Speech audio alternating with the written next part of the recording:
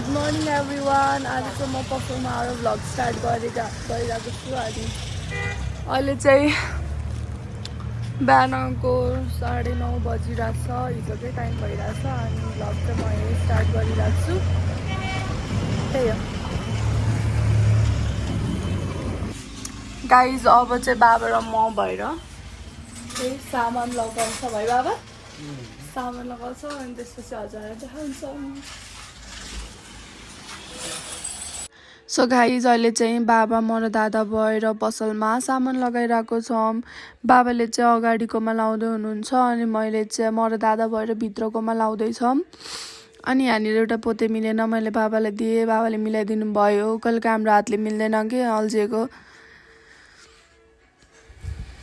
त्यसपछि हामीले यहाँ सब सामानहरू लगाइसकेको थियौँ होइन गाइज। अनि एउटा नौगेडी चाहिँ एक्स्ट्रा भइरहेको थियो कि हामीलाई। अनि बाबाले सोच्नुभयो कहाँ लगाउने भनेर। अनि त्यसपछि हामीले अगाडिकोमा लगाइदियौँ।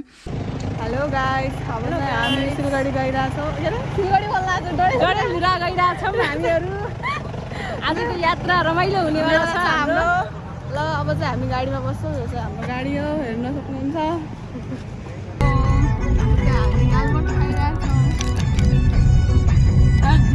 दालमोट मुङ दाल मुङ दाल भोक लाग्यो हामीलाई। अन्त चाहिँ खाना नास्ता थोरै मात्रै गरिरहेको थियो, त्यही भएर अझ अरू पनि छ खानेकुराहरू बिस्तारै देखाउँदै गर्छौँ। अब चाहिँ हाम्रो गाडी चाहिँ ल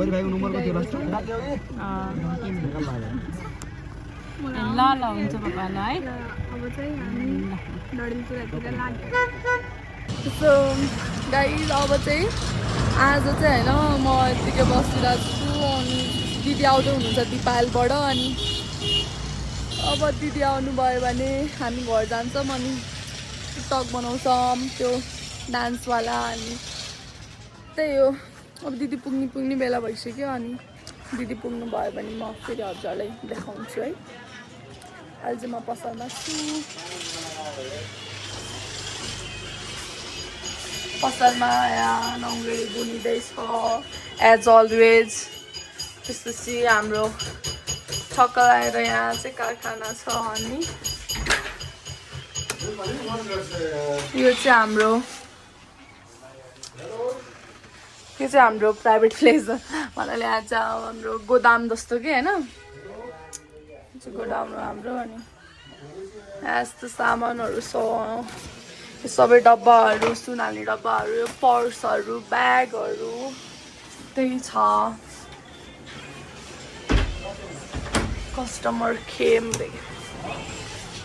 सो गाइज म चाहिँ अहिले ब्याङ्क गइरहेको छु पैसा हाल्नलाई। मेरो ह्यान्ड राइटिङ कस्तो घिनलाग्दो देखिरहेको। सो म चाहिँ अब ग्लोबल ब्याङ्क गइरहेको छु होइन गाइजहरू। अनि त्यसपछि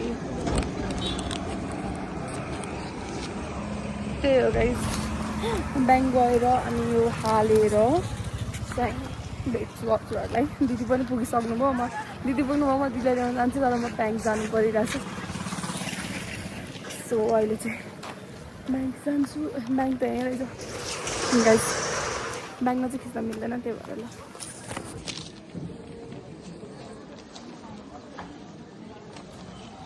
सो गाइज म चाहिँ अहिले पैसा हालिसकेँ, नाम पनि लगाइसकेँ। अनि त्यसपछि अब चाहिँ म पसल गइरहेको छु। त्यही हाम्रो पसल त्यहाँ अनि ब्याङ्क यहाँ यस्तो नजिक छ। त्यसपछि तल हेरेर हिँड्न पर्ने रहेछ। क्या खुट्टा ठोकिरहने मेरो। म चाहिँ त्यही हो गाइज, पसल गइरहेको छु पैसा हालेर। दिदी पुगिसक्नु भएको, अब एकछिनमा आउनुहुन्छ होला। अनि गाइज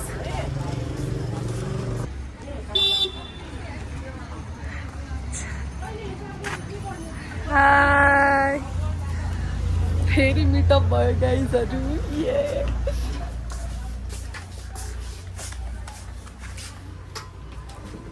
92,300 4,000 कम 1 लाख।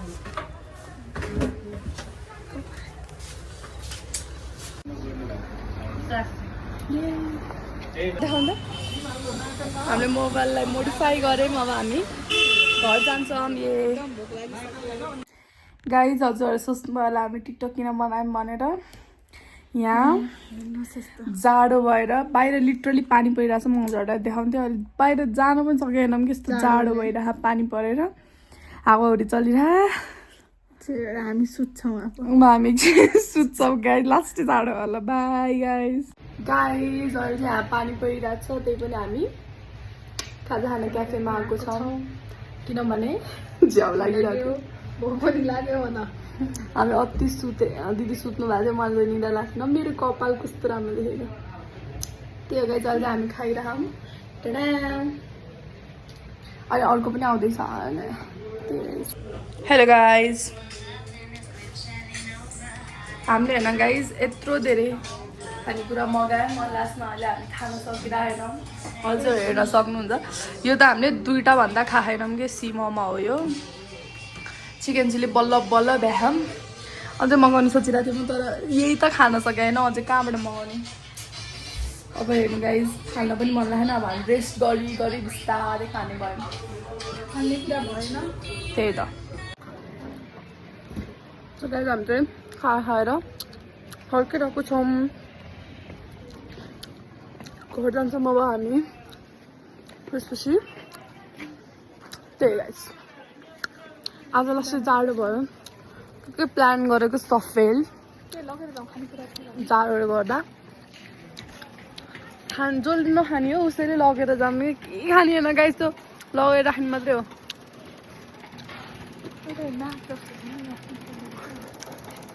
माटो होइन बन्द भइसक्यो त्यो बन्द भयो के किन्ने त्यही गाइज अब एकछिनमा भेटौँला सो गाइज हामी जानु खानेकुरा किन्न गएर हामी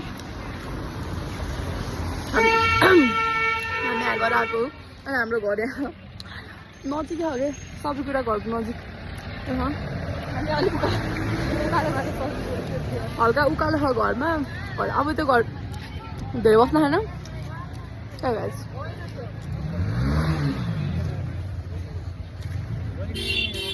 हजुर हेर्नु सक्नुहुन्छ रोड कस्तो भिजेको छ भनेर पानी पर्यो त्यही गाइज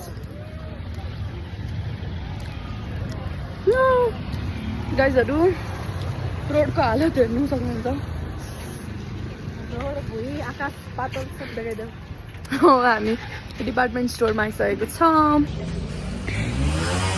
सो गाइज अझ हामी यहाँ गाइज हेर्नु यहाँ चाहिँ होइन दिस इज कोक के होइन त्यो सानोवाला तर यहाँ के लेखेर क्युट कोला क्युट ड्यू सबै क्युट क्युट छ गाइज एभ्रिथिङ इज डुप्लिकेट फ्रुटो चाहिँ रियल आउँछ गाइज यतातिर होइन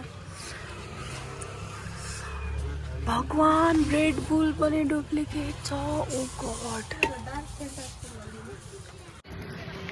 सो गाइज हामी किनिसकेको छौँ खानेकुरा अब चाहिँ हामी घर उक्लिन्छौँ कस्तो थकै लाग्छ गाइज माथि उक्लिन हजुरहरू देखाउँदा हजुरहरू देखेर डराउनुहुन्छ के देखाउने हाम्रो घर हेर्न सक्नुहुन्छ हजुरहरू यत्रो उक्लिनुपर्छ कि लिटरली चढेर त्यही हो गाइज लिफ्ट चढेर उक्लिन्थ्यो नि त के गर्नु डडेलधुरामा हस्पिटलमा त लिफ्ट छैन अब हाम्रो घर हो भने त कुरै भएन हस्पिटलमा छ त लिफ्ट हस्पिटलमा हुन्छ त यहाँको छ र छैन भनेको सो गाइज अहिले चाहिँ दिदीको लाइसेन्सको रिटर्न एक्जामको लागि दिदी प्र्याक्टिस गर्दै हुनुहुन्छ हेर्नु अनि यहाँ म चाहिँ इन्ट्रान्स एक्जामको लागि हल्का पढिरहेको छु त्यही गाइज सो हामी ब्लग एन्ड गर्छौँ thank you for watching till end bye bye please like and subscribe